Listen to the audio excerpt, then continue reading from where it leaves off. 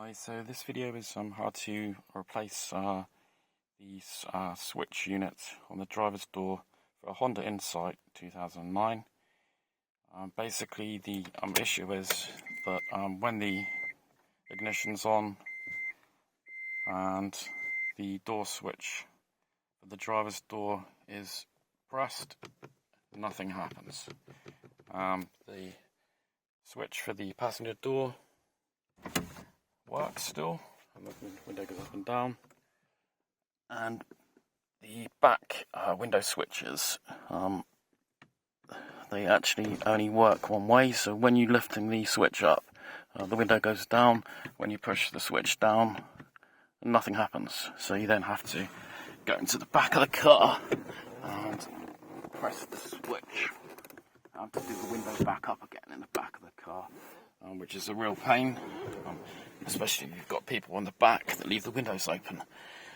The next part of the video is I'm going to show you how to remove the faulty panel from the driver's door and replace it with a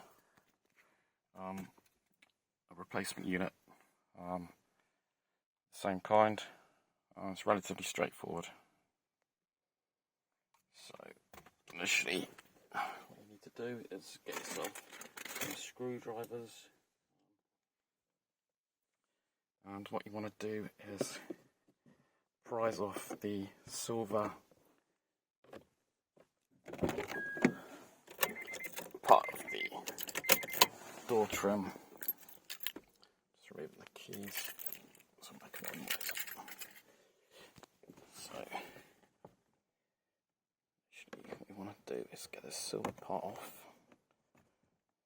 It's a bit fiddly to start with. Basically, just start off with the screwdriver here, pull off the silver trim that's on the door. Don't worry about the noise, it'll all go back on. And the next part is to put off the faulty control unit, and again you just want a normal flathead screwdriver and just want to lift up there and here, and then underneath you will see there's a plug. You basically need to get your finger underneath.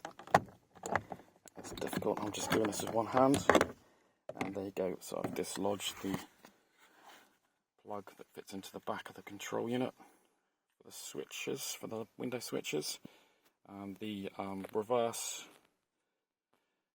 is basic, just putting the new unit back on, connecting it back up, and reattaching all the trim. And that's it, the windows will then work.